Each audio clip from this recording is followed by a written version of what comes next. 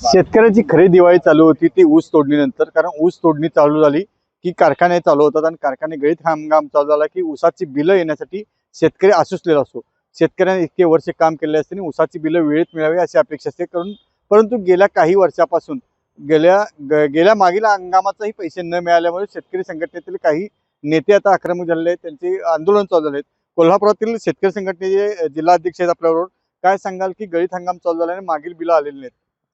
खरं तर 1 नोव्हेंबर पासून गळीत हंगामाला परवानगी दिलेली आहे। ही अतिशय चुकीच्या पद्धतीने परवानगी दिलेली आहे।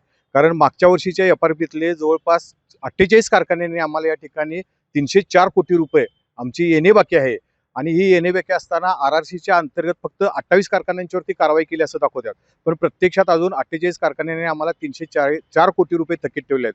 त्यामुळे मागचं जे आहे पुढचं बोलायला तयार नाहीत आणि अशा परिस्थितीमध्ये 15 महिने झाला आम्ही शेतामध्ये राबून कष्ट करून हा ऊस जो उभा केला आहे, हे ऊस दादागिरी करून पळवायच्या नादामध्ये ते आहेत।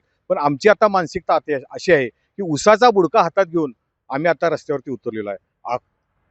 गेल्या काही दिवसापासून चाललेले हे आंदोलन म्हणजे शांतता वाटत होती, परंतु हंगाम चालू झाला। कर्नाटक राज्यानं सगळ्यात जास्त दर दिला, 4,000 पेक्षा जास्त दर दिला।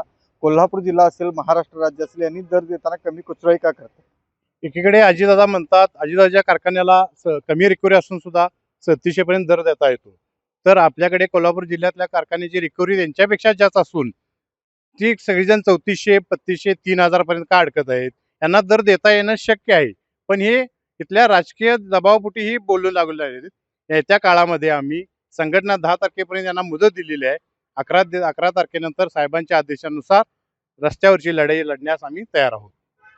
गेल्या काही दिवसापासून शेतकऱ्यांची लूट होते असं वाटतं। महाराष्ट्रामध्ये दुष्काळ जाहीर करावा अशी तुमची मागणी आहे, काय म्हणणं आहे तुमचं? गेल्या 3 महिन्यात म्हणजे मे महिन्यापासून तर पाऊस इतका मोठ्या प्रमाणात झाला की सगळीकडेच महाराष्ट्रामध्ये पावसाचं प्रमाण जास्त होतं आणि यावेळेला झालंय कसं की आमच्या सगळ्यांच्या शेतातली ऊसाचं उत्पादन जे आहे ते किमान 10 ते 12 टन घटणार आहे।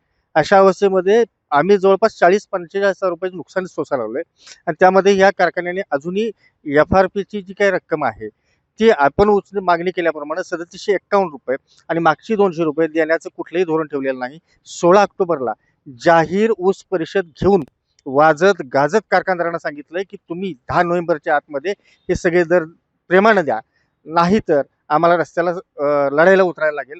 पण अजूनही कारखानदार तोंड उघडायला तयार नाहीत। एका बाजूला बच्चू कडू असेल, राजू शेट्टी असेल, शेतकऱ्यांसाठी आंदोलन करत आहेत।